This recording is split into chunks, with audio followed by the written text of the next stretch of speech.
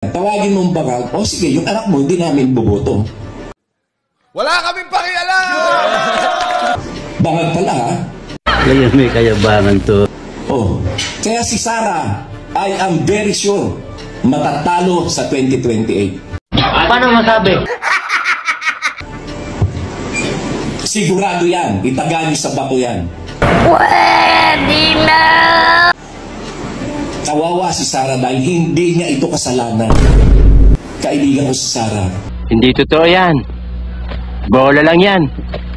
Matagal kami nagsama sa kampe. Kaya lang hindi niya kasalanan eh. Ang nagpahamak sa kanya, yung tatay niya, yung mga DPS at itong mga vloggers. Paano masabi? Bola lang yan. Just natin ay ang bigyan niyo ng highlight ay yung itong kasalanan ng mga DDS, ng mga vloggers kung bakit matatalo si Sara sa 2028. Nakatitiyak ako na hindi siya iboboto ng Marcos loyalist, ng mga Ilocano, ng mga Waray at ng mga Ilonggo. Kasi araw-araw tinatawag yung bangag at adik si BBM, anong aasahan nyo na boto galing sa kanila? Noong panahon ng 2016, nanalo si Duterte because of the Marcos loyalist votes at Ilocano votes at Waray votes. Ang lamang-lamang ni Presidente Duterte kay Mar Rojas ay 3 milyon. Alisin mo ang boto ng Ilocos Norte, Ilocos Sur, Pangasinan, La Union, Cagayan, Isabela at ang baluarte nila Martin Romualdez, baluarte na Imelda Marcos. Talo si Digong at that time. 3 milyon lang eh, gaano lang yun? Aalisin mo yung 3 milyon kay Duterte, idadagdag halimbawa kay Binay o kay Mar Rojas, hindi mananalo si Duterte. The same political mathematics now with Sara. Since they are relentlessly attacking BBM, sinasabi nilang adik at bangag, eh hindi na nila maaasahan ng boto ng mga yan. Itaga niyo sa bato yan, hindi na nila iboboto. Hindi na sila nadala, hindi na sila natuto. For more than 36 years, tinawag yung magnanakaw ang mga Marcos is mamamatay tao, tax evader, kung ano-ano. Natigagal ba ang mga tao dyan? Hindi. It even resulted to 31 million votes for BBM. Eh si Digong nga 18 lang. Si BBM 31 million.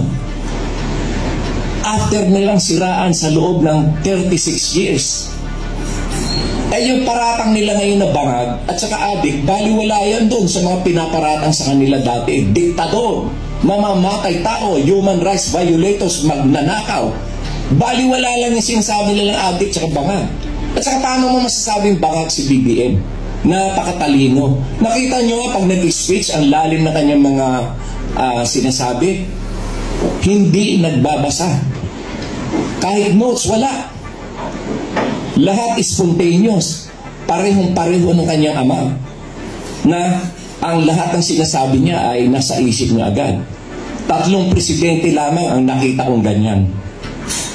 Si Presidente Marcos, Ferdinand Marcos Sr., si Gloria Macapagal Arroyo, at si Bongbong Marcos.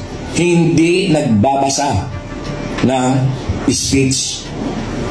Simpleng speech, binabasa pa ng iba. Pero sila hindi. Kasi talagang bukal sa kanilang loob at bukal sa kanilang talinong isip ang kanilang sinasabi. From their own thoughts and from their own ideas. At si BBM, makikita mo, nasa kabi-kabilang mga events. Mga meeting sa Malacanang, mga pagtanggap ng mga foreign dignitaries. Lahat yan ay makikita ninyo sa mga balita. Yan ba? Yan ba ang bangag? Yan ba ang bangag? Lahat ng kanyang tungkulin ay ginagawa niya. Paano masabing bangag yan? Ang bangag nakahinga sa kama at nananaginip. Si BBM, very active. Ang kanyang isipan ay napakalinaw. So, paano mong tatawagin bangag yan? Tawagin mong bangag, o sige, yung anak mo, hindi namin boboto. Bangag pala, ha? Oh. Kaya si Sara, I am very sure, matatalo sa 2028.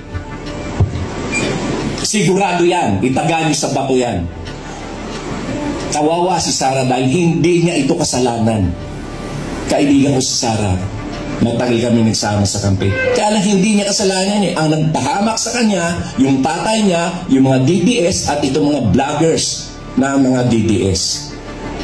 Sigurado matatalo si Sara sa 2028. Hindi siya iboboto ng mga Marcos loyalist, hindi siya iboboto ng mga Ilocano at ng mga Waray at ng mga Ilonggo. Kasi tinawag niyong bangag at adik yung aming presidente na sa loob ng 36 years, kahit anong paninira ang ginawa niyo ay hindi namin inalintana. Ngayon, kung kailan nasa pwesto siya, tawagin niyo uling bangag, tawagin niyo adik. Hindi namin kayo kakampihan sa eleksyon. Kaya ito na ang katapusan ng pangarap ni Sara para maging presidente. Bumalik na lang siya sa pagka-mayor sa Davao.